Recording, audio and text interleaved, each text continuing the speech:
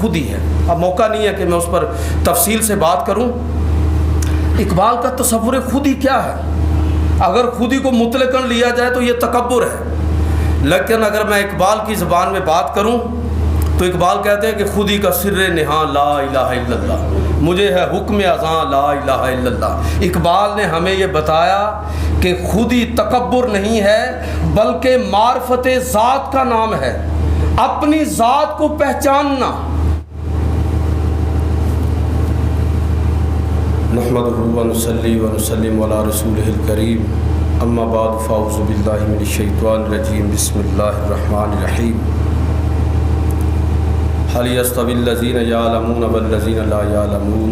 صدق اللہ مولانا العظیم وصدق رسولہ النبی الکریم الامین، ونحن على ذلك من الشاہدین والشاکرین والحمد للہ رب العالمین. تمام احباب درود پاک پڑھیے. الصلاۃ والسلام علیک یا رسول اللہ وعلی آلک واصحابک وسلم یا حبیب اللہ. الصلاۃ والسلام علیک یا رسول اللہ وعلی آلک واصحابک وسلم یا نبی اللہ. انتہائی واجب الاحترام سامعین و حاضرین، آج کے خطبہ جمعۃ المبارک میں ایک بڑی عظیم شخصیت، بر صغیر عالم اسلام کی ایک بڑی شخصیت جن کو ہم مصور پاکستان بھی کہتے ہیں، حضرت علامہ اقبال رحمۃ اللہ تعالی علیہ، ان کے افکار اور نظریات کے حوالے سے چند باتیں عرض کرنا چاہتا ہوں. یہ جو میں نے آیت مقدسہ آپ کے سامنے پڑھی ہے، اس میں اللہ رب العزت نے اہل علم کی فضیلت بیان فرمائی ہے کہ هل يستوي الذين يعلمون والذين لا يعلمون، کیا وہ لوگ جو علم رکھنے والے ہیں اور جو جاہل ہیں کیا وہ برابر ہو سکتے ہیں؟ یہ کیسے ممکن ہے؟ تو علامہ اقبال رحمۃ اللہ تعالی علیہ بھی ایک ایسی شخصیت ہیں جن کو ہم فلسفی شاعر، مفکر اسلام، شاعر اسلام اور قلندر لاہوری، ایک ایسی شخصیت جن کو ہم کئی حوالوں سے ہمیشہ یاد رکھیں گے، تاریخ کے اندر ہمیشہ ان کا تذکرہ زندہ رہے گا. مصور پاکستان بھی ہیں، مفکر اسلام بھی ہیں، شاعر قرآن بھی ہیں. تو علامہ اقبال رحمۃ اللہ تعالی علیہ کی جو خصوصیت ہے، اور کسی بھی بڑے مفکر کی عالم ہونا، یہ کچھ چیزیں یاد کر کے عالم آدمی کسی نہ کسی درجے میں عالم ہو سکتا ہے. عالم اور مفکر میں بڑا فرق ہے. عالم وہ ہے، مطلب حافظ ہوتا ہے نا، تو اس نے قرآن پاک حفظ کر لیا جو بڑی فضیلت ہے، لیکن وہ شاید یہ نہیں جانتا کہ اللہ تعالیٰ کیا فرما رہا ہے. تو حافظ سے بڑھ کر درجہ جو ہے عالم کا ہے، کیونکہ وہ یہ جانتا ہے کہ اللہ پاک کا یہ فرمان کیا ہے، اس فرمان کی جہتیں کون سی ہیں، اس فرمان کا اطلاق کہاں پر ہوگا، اس میں کون کون سی حکمتیں پوشیدہ ہیں. عالم ان چیزوں سے آگاہ ہوتا ہے. اور مفکر جو ہے وہ اس سے بھی اگلا درجہ ہے کہ جو ماضی کی پوری تاریخ پر گہری نظر رکھتا ہے، حالات کا تجزیہ کرتا ہے، اور اپنی امت اور انسانیت کے لیے مستقبل کے زاویے جو ہے وہ ان کے سامنے بیان کرتا ہے، وہ مفکر ہوتا ہے. تو علامہ اقبال رحمۃ اللہ تعالی علیہ ایک ایسی ہی شخصیت تھی کہ یاد عہد رفتہ میری خاک کو اکسیر ہے، میرا ماضی میرے مستقبل کی تصویر ہے.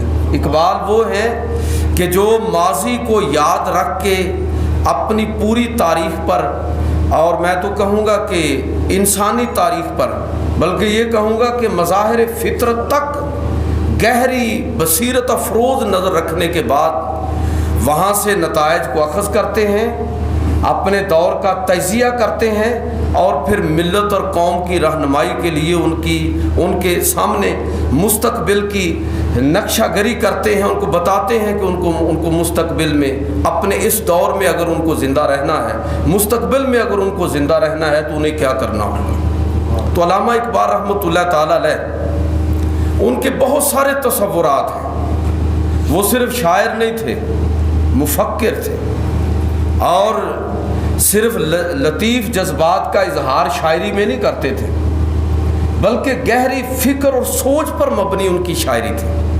تو علامہ اقبال کو اگر آپ پڑھیں، یہ ہماری کمزوری ہے کہ اتنی بڑی شخصیت، دنیا جس کے علم، جس کے فلسفے اور جس کی فکر کو تسلیم کرتی ہے مشرق اور مغرب کے اندر، تو ہمارے ہاں جس قدر پہچان ہونی چاہیے علامہ اقبال رحمۃ اللہ تعالیٰ علیہ کی، وہ کم ہے۔ تو بہرحال میں یہ عرض کرنا چاہتا ہوں کہ اقبال کی فکر کی بہت ساری جہتیں ہیں، کوئی 1 2 4 میں بھی بطور نمونے کے آپ کی خدمت میں عرض کروں گا۔ مثلا جب اقبال ملت کی بات کرتے ہیں اور اپنا جو تصور ملت ہے وہ پیش کرتے ہیں، تو اس کے پس منظر میں کیا ہے کہ پورے عالم اسلام کے اندر مسلمان ٹکڑوں کے اندر بٹے ہوئے ہیں، جاہلیت کی عصبیتیں پھر مضبوط ہو رہی ہیں، عرب نیشنلزم کہ قومیں کس سے بنتی ہیں؟ وطن سے، نسل سے، جغرافیے سے۔ اسی لیے یہ مختلف ملک بن گئے نا، ورنہ خلافت عثمانیہ کیا تھی؟ خلافت عثمانیہ کہہ لیجئے کہ آج کا جو عالم اسلام ہے قریب اور اس کے علاوہ یورپ کا بہت سارا حصہ اس کے زیر نگی تھا۔ تو پوری دنیا کے اندر مسلمانوں کی طاقت، اس طاقت کو ٹکڑوں کے اندر تقسیم کیا مغرب یورپ نے، لیکن اس سازش میں ہم بھی شریک ہوئے۔ جو اسلام کا تصور ملت تھا، جس نے یورپ کے اندر بھی، دنیا کے اندر بھی تباہی مچائی اور مسلمانوں کی طاقت کو بھی پارا پارا کر دیا، تو اس تصور ملت کو جب مٹتا ہوا اقبال نے دیکھا تو پھر اقبال نے اپنی قوم کو پکارا کہ دیکھو تمہیں ہوش کے ناخن لینے ہوں گے، اپنے پیغمبر کی اس تعلیم کو یاد رکھنا ہوگا کہ من قال لا الہ الا اللہ فہو مسلم، کہ جس نے بھی لا الہ الا اللہ کہہ دیا وہ مسلمان ہے۔ اور پوری دنیا کے مسلمان، انما المؤمنون اخوہ، کہ پوری دنیا کے مسلمان جو ہیں وہ آپس میں بھائی بھائی ہیں، نسل اور رنگ کی بنیاد پر، جغرافیے کی بنیاد پر ان کو بانٹا نہیں جا سکتا، ان کو تقسیم نہیں کیا جا سکتا۔ یہ بھی دیکھیں نا، تماشا لگا ہوا ہے عرب کے اندر۔ عرب کو بہت بڑا علاقہ نہیں ہے، لیکن اس کے اندر متحدہ عرب امارات کی صورت میں کتنی ریاستیں ہیں، اور باقی سعودی عرب اور اس کے علاوہ کتنے، شام اور اردن اور عراق اور باقی یمن، کس طرح علاقے بٹے ہیں، مسلمانوں کی طاقت کس طرح کمزور ہوئی ہے۔ تو یہ جو یورپ اور مغرب کی ایک سازش تھی کہ مسلمانوں کے اندر جو علاقائی اور نسلی عصبیت ہے اس کو پروان چڑھا کے مسلمانوں کی طاقت کو ختم کیا جائے، یہ اقبال اس سازش کو دیکھ رہے ہیں اور پھر اپنی قوم کو مخاطب کرتے ہوئے کہتے ہیں کہ اپنی ملت پر قیاس اقوام مغرب سے نہ کر، خاص ہے ترکیب میں قوم رسول ہاشمی، ان کی جمعیت کا ملک و نسب پر انحصار، قوت مذہب سے ہے مستحکم جمعیت تیری، دین ہاتھ سے چھوٹا تو جمعیت کہاں، اور جمعیت ہوئی رخصت تو ملت بھی گئی۔ اگر دین کی رسی ہاتھ سے چھوٹ جائے گی، اگر ملت کی وحدت کا وہ تصور اور وہ رسی جس کو قرآن اسلام کی صورت میں، کلمہ طیبہ کی صورت میں، تو اگر وہ رسی ہاتھ سے ٹوٹ گئی، وہ رسی ہاتھ سے چھوٹ گئی، تو پھر ملت باقی نہیں رہے گی۔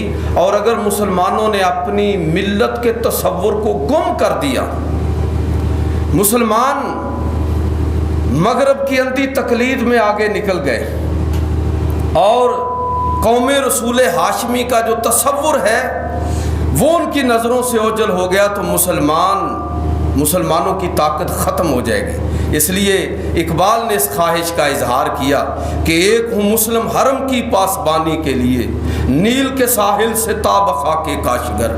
مسلمانوں کے اندر طاقت اور ان کی عالمی سطح پر ان کی برتری اور اقوام عالم کے درمیان ان کی عزت اور احترام اور وقار کب بحال ہوگا؟ اقبال نے یہی بات کہی کہ ایک ہوں مسلم حرم کی پاسبانی کے لیے، نیل کے ساحل سے تا بخاک کاشگر۔ تو یہ ہے اقبال کا تصور ملت، یہ ان کی خواہش ہے کہ پوری دنیا کے مسلمان ایک ہو جائیں۔ یہ مفکر ہے، یاد رکھیے کہ مفکر بانٹنے کی بات نہیں کرتا۔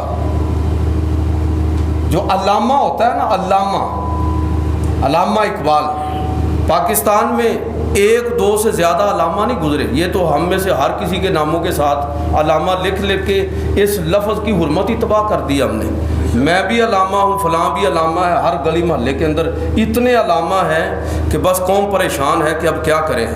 علامہ صدیوں میں کوئی ایک دو لوگ پیدا ہوتے ہیں۔ تو علامہ اقبال رحمۃ اللہ تعالی علیہ کی شخصیت کی میں بات کر رہا ہوں اور ان کے افکار اور نظریات کی بات کر رہا ہوں، تو انہوں نے جو تصور ملت جو ہے وہ دیا، بلکہ دیا کیا، اس کو دوبارہ سے دریافت کیا، قوم کو بتایا کہ تمہیں اقوام مغرب کے نقش قدم پر نہیں چلنا، بلکہ تمہیں محمد عربی صلی اللہ علیہ وسلم کے نظریوں کو اختیار کرنا ہے۔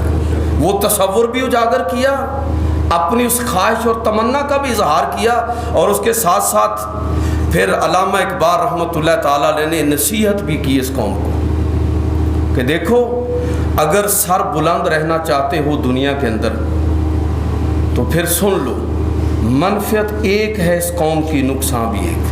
وَاعْتَصِمُوا بِحَبْلِ اللَّهِ جَمِيعًا وَلَا تَفَرَّقُوا۔ منفعت ایک ہے اس قوم کی، نقصان بھی ایک ہے سب کا نبی، دین بھی ایمان بھی ایک، حرم پاک بھی اللہ بھی قرآن بھی ایک، کچھ بڑی بات تھی جو ہوتے مسلمان بھی ایک۔ فرقہ بندی ہے کہیں اور کہیں ذاتیں ہیں، کیا زمانے میں پنپنے کی یہی باتیں ہیں؟ تو علامہ اقبال رحمۃ اللہ تعالیٰ علیہ نے شکوہ بھی کیا اور نصیحت بھی کی کہ تمہاری منفعت، تمہاری کامیابی صرف اسی چیز کے اندر ہے کہ تم تصور ملت کو پھر سے دریافت کرو، اور اسلام کے اندر جو وحدت کا معیار ہے، جو وحدت کی دلیل ہے، جو کسوٹی ہے، اس کو دوبارہ سے دریافت کرو۔ اور وَاعْتَصِمُوا بِحَبْلِ اللَّهِ جَمِيعًا وَلَا تَفَرَّقُوا کا عملی منظر تمہیں پیش کرنا چاہیے کہ اللہ کی رسی کو، اسلام کو تم سے جب تک مضبوطی کے ساتھ نہیں پکڑا، اس وقت تک اقوام عالم کے درمیان تمہاری عزت نہیں ہو سکتی۔ تو اقبال کے تصورات، ایک اقبال نے اپنی ملت کے نوجوانوں کو مخاطب کیا۔ میں کہتا ہوں کہ نوجوان بالخصوص اور پوری ملت بالعموم، اقبال نے جو ایک بڑی بات ہمیں سمجھائی ہے وہ یہ ہے کہ تمہیں اپنی تاریخ سے واقف ہونا چاہیے۔ اقبال اپنے بارے میں بھی کہتے ہیں نا کہ یاد عہد رفتہ میری خاک کو اکسیر ہے، میرا ماضی میرے مستقبل کی تصویر ہے۔ یاد رکھیے، جس قوم کا کوئی ماضی نہیں ہوتا اس قوم کا کوئی مستقبل نہیں ہوتا، اور مسلمانوں کا ماضی سب سے شاندار ہے۔ دنیا کی تاریخ کے اندر کبھی کسی مذہب کو، کبھی کسی تہذیب کو، کبھی کسی قوم کو اتنا طویل اقتدار نہیں نصیب ہوا کہ 1000 سال لگ بھگ پوری دنیا پر اس کا جھنڈا لہراتا رہا ہو، اور دنیا اس کے کلچر، اس کی زبان اور اس کی تہذیب کو فالو کرتی رہی ہو۔ یہ مسلمانوں کا ترہ امتیاز ہے۔ تو مسلمانوں نے کس وجہ سے دنیا پر رول کیا؟ کس بنیاد پر مسلمانوں نے دنیا سے اپنے آپ کو منوایا ہے اور دنیا ان کو فالو کرتی ہے؟ تو وہ کیا تھا؟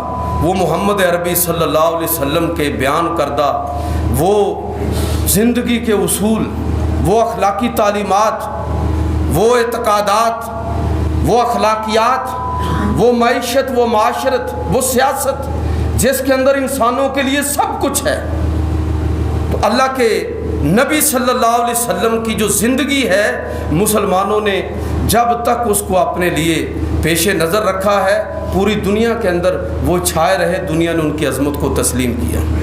علامہ اقبال رحمۃ اللہ تعالیٰ علیہ اس بات پر بڑا زور دیتے ہیں کہ اگر ہمیں اپنے حال کو سنوارنا ہے، اگر ہمیں اپنے مستقبل کو بہتر بنانا ہے، تو ہمیں اقوام عالم کی تاریخ اور بالخصوص اپنی تاریخ سے واقفیت حاصل کرنا ہوگی، اور ہمیں اپنی تاریخ اپنے اہل علم سے پڑھنی چاہیے جو ہمارے بڑے بڑے مورخین ہیں۔ ہمیں فلپ کے ہٹی کو پڑھنے کی ضرورت نہیں ہے، ہمیں ول ڈورانٹ کو پڑھنے کی ضرورت نہیں ہے، history of civilization, history of Islamic civilization, وہ ہماری تاریخ لکھے گا۔ ہمیں گبن کو پڑھنے کی ضرورت نہیں ہے، وہ ہماری تاریخ لکھے گا۔ ہمیں نکلسن کو پڑھنے کی ضرورت نہیں ہے، وہ جب بھی مغرب کے لوگوں نے ہماری تاریخ لکھی ہے تو اس کو اس انداز میں انہوں نے بیان کیا ہے کہ گویا کہ مسلمان یہ تو کوئی دہشت گرد قسم کے لوگ تھے، ڈاکو تھے، تہذیبوں اور قوموں کو تہ بالا انہوں نے کیا ہے، تباہ و برباد کیا ہے۔ ہماری جو نئی نسل ہے وہ اپنی تاریخ کو مغرب کے سورسز سے پڑھ رہی ہے، لیکن ہمیں اپنی تاریخ کو اپنے مورخین کی زبان سے سننا ہوگا، ان کی کتابوں سے پڑھنا ہوگا۔ علامہ اقبال رحمۃ اللہ تعالیٰ علیہ نے اپنے عہد کے نوجوان اور ملت کے نوجوان کو ہمیشہ سب آنے والے دور سب کو مخاطب کیا کہ اپنی یہ کبھی ہے نوجوان مسلم تدبر بھی کیا تو نے، وہ کیا گردو تھا جس کا تو ہے ٹوٹا ہوا تارا، تجھے اس قوم نے پالا ہے آغوش محبت میں، کچل ڈالا تھا جس نے پاؤں میں تاج سرے دارا۔ تم تو ایسی قوم سے تعلق رکھتے ہو، تمہاری تاریخ اتنی شاندار ہے کہ ہزاروں سال کی عظمت پر محیط ہے تمہاری شان، تمہاری عزت، تمہارا وقار قوموں نے ان کو تسلیم کیا ہے۔ علامہ اقبال نے پھر پھیرا امت مسلمہ کو اپنے ماضی کی طرف۔ ماضی سے ہم روشنی لیں گے، مدنی ریاست سے، خلافت راشدہ سے، اموی اور عباسی خلافت، عثمانی خلافت، مسلمانوں کی تاریخ، درخشاں تاریخ، وہاں سے ہم چیزیں لیں گے، وہاں سے ہم سیکھیں گے، اور پھر اپنے حال کا تجزیہ کریں گے اور مستقبل کے لیے اپنا زاویہ نگاہ درست کریں گے۔ علامہ اقبال رحمۃ اللہ تعالیٰ علیہ نے اس انداز میں مخاطب کیا ہے اس امت اور اس قوم کو کہ ذرا اپنا ماضی تو دیکھو، اپنا عہد رفتہ تو دیکھو، تمہارا ماضی اتنا شاندار ہے کہ تم اس کو ذہن میں لاتے ہوئے اپنے مستقبل کی صورت گری کر سکتے ہو۔ تو یہ اقبال جو ماضی کی طرف ہمیں توجہ دلاتے ہیں، حال کا تجزیہ کرنے کی تربیت اور تعلیم دیتے ہیں اور مستقبل کی بات کرتے ہیں، یہ مفکر ہے، یہ علامہ اقبال رحمۃ اللہ تعالیٰ علیہ۔ علامہ اقبال رحمۃ اللہ تعالیٰ علیہ ان کے جب افکار اور نظریات کی بات کریں تو ایک اور بات بڑی ان کی شاعری کے اندر اور اس کے افکار اور نظریات کے اندر بڑی اہم ہے کہ جب وہ قوموں کا تجزیہ اور مطالعہ کرتے ہیں، ایک ہے اقبال کی شاعری اور ایک ہے علامہ اقبال رحمۃ اللہ تعالیٰ علیہ کے خطبات، جو 7 ان کے خطبات ہیں، اس میں سے چھٹا خطبہ جو ہے وہ بالخصوص اس کا بس ایک چھوٹا سا فلسفیانہ بحثوں سے بچتے ہوئے انہوں نے ایک بڑا زبردست تجزیہ کیا ہے۔ انہوں نے کہا کہ مغرب، یورپ اور دنیا زوال کا شکار ہوگی۔ کیوں؟ یہ ہے مفکرانہ اپروچ۔ اس وجہ سے کہ مغرب اور یورپ کی جو اخلاقی اقدار ہیں، سماجی اقدار ہیں، معاشی اقدار ہیں، وہ خالصتاً میٹیریلسٹک ہیں اور وہ دائمی اور حتمی بھی نہیں ہیں، کسی ایسے اصولوں پر نہیں کھڑی کہ جو اصول حتمی ہوں۔ اور انہوں نے پھر تجزیہ کرتے ہوئے کہا ہے کہ جس قوم کے پاس کوئی حتمی اور قطعی اصول نہ ہوں تو وہ قوم زیادہ دیر اقتدار میں اور طاقت میں نہیں رہ سکتی، زوال کی طرف چلی جائے گی۔ وہ ہمارے ہاں پنجابی میں ایک محاورہ ہے کہ جس قوم کا حال یہ ہو کہ جن نے لائی گلی وہ دے نال چلی، جس کا کوئی پیندہ ہی نہ ہو، جس کی کوئی بنیاد ہی نہ ہو، وہ قوم اقوام عالم کے درمیان سروائیو نہیں کر سکتی۔ یہ اقبال کے الفاظ نہیں ہیں، میں اس خطبے کا خلاصہ بتا رہا ہوں آپ کو۔ اس لیے وہ کہتے ہیں کہ مغرب زوال کا شکار ہوگا، یہ تہذیب اپنے خنجر سے خودکشی کرے گی، جو شاخ نازک پہ آشیانہ بنا ہے ناپائیدار ہوگا۔ ان کے ہاں تو کوئی اخلاقی قدریں ایسی نہیں ہیں جو دائمی اور حتمی ہوں، ہر لمحہ وہ بدل سکتی ہیں۔ تو مغرب کا زوال تو اس وجہ سے ہے، اور مشرق کا زوال، ہمارا زوال کس وجہ سے ہے؟ وہ بھی اقبال نے بات کی کہ امت مسلمہ کے اندر جو ایک حرکت ہونی چاہیے تھی علم اور فکر کے حوالے سے، جستجو کے حوالے سے، تحقیق کے حوالے سے، مسلمان اس میں پیچھے ہٹ گئے۔ میں اکثر ایک بات کہا کرتا ہوں کہ یہ جو ہم کہتے ہیں نا کہ یہ دینی علوم ہے اور یہ دنیاوی علوم ہے، یہ تقسیم غلط ہے۔ اسلام کی نظر میں دینی اور دنیاوی علوم کی کوئی تقسیم نہیں ہے۔ اسلام بات کرتا ہے علم نافع کی اور علم غیر نافع کی۔ ہر وہ علم جو انسانیت کے لیے فائدہ بخش ہو، چاہے وہ میڈیکل سائنس کا علم ہو، انجینئرنگ کا علم ہو، وہ کوئی بھی علم ہو، وہ سارے کے سارے علوم جو انسانیت کی فلاح کے لیے استعمال ہوں، وہ اسلام کی نظر میں مطلوب ہے، باعث اجر و ثواب ہے۔ ہماری نظر میں وہ سائنسدان بھی اتنا ہی اللہ کی بارگاہ میں اجر و ثواب کا مستحق ہے کہ جس نے مسلمانوں کو وہ ہتھیار فراہم کیے، وہ ٹیکنالوجی مسلمانوں کو فراہم کی جس کی وجہ سے آج ہم عزت کے ساتھ، احترام اور وقار کے ساتھ دنیا کی آنکھوں کے اندر آنکھیں ڈال کر بات کر سکتے ہیں۔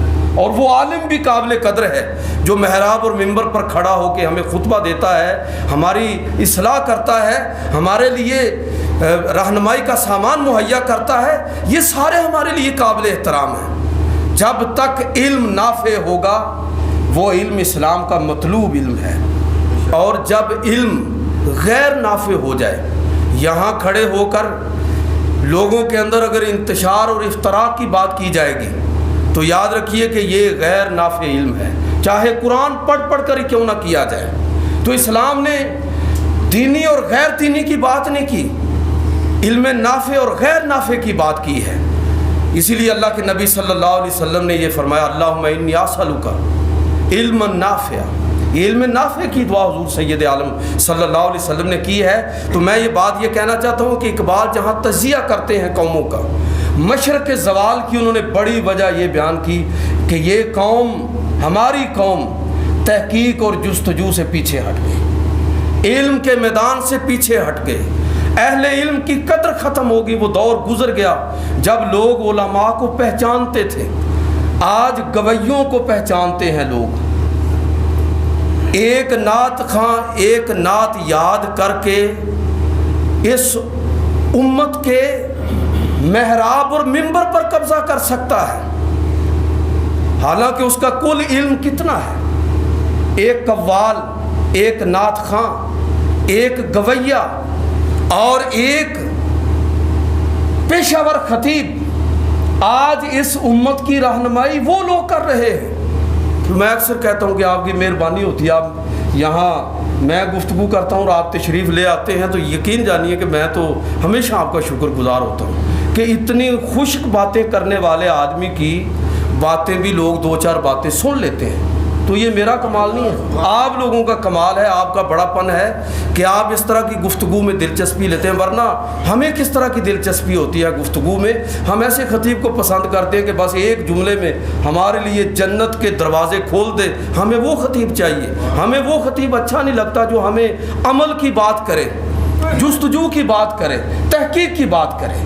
تو علامہ اقبال رحمۃ اللہ تعالیٰ علیہ نے جو نتیجہ اخذ کیا وہ یہ تھا کہ مشرق کے زوال کا سبب اور وجہ علم اور جستجو اور تحقیق سے پیچھے ہٹنا ہے۔ علم کی وادیوں میں گم ہونے والی یہ قوم، اہل علم کو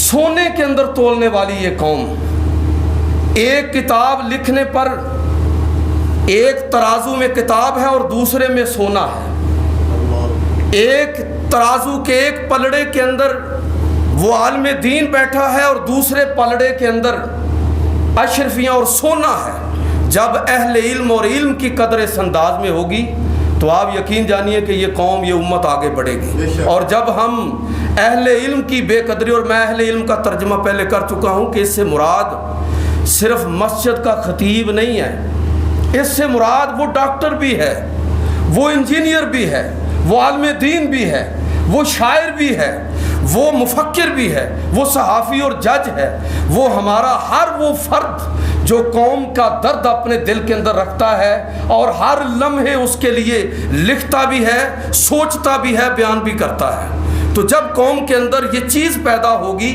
تو پھر اس کے لیے کامیابی کے دروازے کھلتے چلے جائیں گے۔ علامہ اقبال نے جو چھٹا خطبہ ہے اس کا خلاصہ یہی ہے کہ مسلمانوں کے زوال کا سبب اجتہاد اور علم اور تحقیق سے دوری ہے، اور مغرب کا زوال اس وجہ سے ہے کہ اجتہاد کا دروازہ تو ان کے ہاں کھلا ہوا ہے، اس لیے کامیاب جا رہے ہیں، لیکن کوئی اصول نہیں ہے جس کا نتیجہ لازمی طور پر زوال کی صورت میں نکلے گا۔ تو علامہ اقبال رحمۃ اللہ تعالیٰ علیہ نے جو تجزیہ کیا ہے قوموں کا، تہذیبوں کا، میں سمجھتا ہوں کہ وہ پڑھنے سے تعلق رکھتا ہے۔ اقبال کے افکار و نظریات میں، اور اگر میں یہ کہوں کہ یہ اقبال کی پوری فکر کا خلاصہ ہے جو اقبال کا تصور خودی ہے۔ اب موقع نہیں ہے کہ میں اس پر تفصیل سے بات کروں۔ اقبال کا تصور خودی کیا ہے؟ اگر خودی کو مطلقاً لیا جائے تو یہ تکبر ہے، لیکن اگر میں اقبال کی زبان میں بات کروں تو اقبال کہتے ہیں کہ خودی کا سر نہاں لا الہ الا اللہ، مجھے ہے حکم اذاں لا الہ الا اللہ۔ اقبال نے ہمیں یہ بتایا کہ خودی تکبر نہیں ہے بلکہ معرفت ذات کا نام ہے، اپنی ذات کو پہچاننا، کائنات کے اندر غور و فکر کرنا اور اپنے آپ کو رسول اللہ صلی اللہ علیہ وسلم کی ذات کے اندر گم کر دینا، اور پھر اللہ کا مطلوب بندہ اور مومن جسے وہ مرد مومن کہتے ہیں یہ بن جانا، یہ اصل میں خودی کا کمال ہے۔ تو علامہ اقبال رحمۃ اللہ تعالی علیہ بڑا لطیف فرق انہوں نے کیا ہے کہ خودی ہو علم سے محکم تو غیرت جبریل، خودی ہو علم سے محکم تو غیرت جبریل، اگر ہو عشق سے محکم تو سورہ اسرافیل۔ علم اور عشق دونوں کو ملایا اقبال نے، علم بھی ہو اور عشق بھی ہو۔ عشق اقبال کی خاص اصطلاح ہے، اس کے لیے وہ فخر کا لفظ بھی استعمال کرتے ہیں۔ اور اگر ایک جملے میں آپ کو یہ عرض کروں کہ اقبال کا تصور خودی، اقبال کا تصور عشق، اقبال کا تصور فقر کیا ہے، تو میں آپ کی خدمت میں یہ عرض کروں گا کہ اقبال کے نزدیک وہ مغرب پر جب تنقید کرتے ہیں تو اس بات کو اور کھول کے بیان کرتے ہیں۔ وہ کہتے ہیں کہ فقر، عشق اور خودی یہ مقام نظر ہے، یہ والی نظر نہیں، یہ مقام نظر ہے، بصیرت ہے، اور علم یہ مقام خبر ہے، علم مقام خبر ہے، اور فقر اور عشق یہ مقام نظر ہے۔ اور اقبال کہتے ہیں کہ ان دونوں چیزوں کا آپس میں ملنا ضروری ہے۔ اگر علم نہیں ہے تو کہاں سے معرفت حاصل ہوگی؟ جو اقبال نے کہا کہ اپنے من میں ڈوب کر پا جا سراغ زندگی، میرا نہیں بنتا نہ بن، اپنا تو بن۔ اگر علم اور معرفت نہیں ہوگی نظر کیسے پیدا ہوگی؟ تو علامہ اقبال رحمۃ اللہ تعالی علیہ جب ہم ان کی فکر کی بات کرتے ہیں تو صحیح بات یہ ہے کہ ایک ایک لمحہ ہمیں نظر آتا ہے کہ وہ خودی کا تصور، وہ فقر کا تصور، وہ عشق کی بات، اور پھر جب وہ اس خودی کو، اس فقر کو اور اس عشق کو رسول اللہ صلی اللہ علیہ وسلم کی ذات کے ساتھ جوڑتے ہیں تو اخیر کر دیتے ہیں۔ کیا بات ہے! جب اقبال اس تصور کو عشق رسول کی صورت میں بیان کرتے ہیں تو فرماتے ہیں کہ شوق تیرا گر نہ ہو میری نماز کا امام، شوق بمانا عشق، شوق گر تیرا نہ ہو میری نماز کا امام، میرا قیام بھی حجاب، میرا سجود بھی حجاب۔ رسول کریم صلی اللہ علیہ وسلم کی ذات کے اندر گم کر لینا، وہ کہتے ہیں کہ خودی کس آدمی کے خودی کا جو سر نہاں ہے اس کو کون آدمی پائے؟ نفس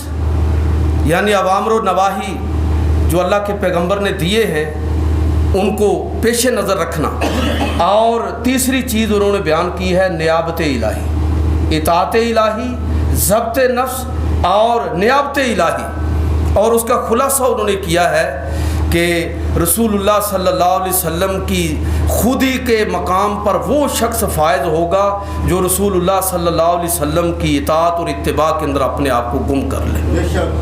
بمصطفیٰ برساں خیشرا کہ دین ہم اوست، گرباؤن رسیدی تمام بولا بیست، اور فرماتے ہیں کہ در دل مسلم مقام مصطفیٰ است، آبروئے ماز نام مصطفیٰ است۔ رسول اللہ صلی اللہ علیہ وسلم کے فضائل و مناقب کو بھی اقبال بیان کرتے ہیں، اور نبی کریم صلی اللہ علیہ وسلم کی شان اور عظمت کو۔ اور اقبال، آخری بات کر کے ختم کرتا ہوں، اقبال کی نظر میں علم بھی، عقل بھی، عشق بھی، ساری چیزیں بڑی اہم ہیں، لیکن وہ کہتے ہیں کہ نری عقل اور نرا علم یہ تمہیں دھوکہ دے سکتا ہے، تمہیں بے عمل کر سکتا ہے۔ عشق یہ عقل سے ایک درجہ اگلی منزل ہے، اسی لیے وہ کہتے ہیں نا کہ قوت عشق سے ہر پست کو بالا کر دے، دہر میں اسم محمد سے اجالا کر دے۔ کہ عشق کیا ہوتا ہے؟ عشق اصل میں عمل کا نام ہے۔ علم ہو سکتا ہے کہ کسی جگہ پر، بھائی علم اور عقل کیا ہے؟ اس کا مسئلہ یہ ہے کہ وہ ریزن اور سبب کی تلاش میں ہوتا ہے، سبب، اسباب اور دیگر چیزوں کی تلاش، لیکن اس سے اگلے درجے پر جب آدمی علم کے ساتھ اپنی علم اور عقل کا رہنما جب عشق کو آدمی بنا لیتا ہے تو پھر اقبال کہتے ہیں کہ صحیح معنوں میں وہ آدمی ہے جو فقر اور کمال کی منزل کو پہنچنے والا ہے۔ وہ کہتے ہیں کہ دیکھو بے خطر کود پڑا آتش نمرود میں عشق، عقل ہے محو تماشائے لبے بام بھی۔ جب مصطفیٰ کریم صلی اللہ علیہ وسلم سے تمہیں اپنا تعلق جوڑ لو تو عقل کو رسول اللہ کے قدموں پر قربان کر کے عشق کی منزل پر فائز ہو جاؤ۔ اگر ایسا کرو گے تو پھر تمہیں وہ خودی کا سر نہاں بھی مل جائے گا اور دنیا اور آخرت کے اندر تمہاری کامیابی بھی یقینی ہوگی۔ تو آج کی گفتگو کا خلاصہ یہ ہے کہ میں نے یوم اقبال کی مناسبت سے یہ چند باتیں عرض کی ہیں کہ حضرت علامہ اقبال رحمۃ اللہ تعالی علیہ کے ساتھ ہمارا تعلق صرف عقیدت اور احترام کا نہیں ہونا چاہیے، ان کی فکر کو بھی دریافت کریں، ان کی فکر کو بھی پہچانیں کہ اقبال کی فکر کیا ہے، کیوں ان کو پوری دنیا مانتی ہے اور کیوں پوری دنیا ان کے گن گاتی ہے۔ اس لیے کہ وہ تاریخ کے اندر زندہ رہنے والی شخصیت کس وجہ سے ہیں؟ اپنے افکار اور نظریات کی وجہ سے۔ اس فکر اور نظریے کو ہمیں ہر لمحہ تازہ رکھنا چاہیے، یہ اقبال سے ہماری محبت کا ثبوت ہوگا۔ اور میں اس لیے اس کو ضروری سمجھتا ہوں کہ اقبال اصل میں جو بات بھی کرتے ہیں قرآن سے باہر نہیں کرتے، اسلام سے باہر نہیں کرتے۔ وہ قرآن کی بات کریں گے، میں حجازی کی بات کریں گے اور یہ تلقین کریں گے کہ کس طرح تم نے ایک ملت کے تصور کو اپنے ذہن کے اندر ہمیشہ جاگزی رکھنا ہے۔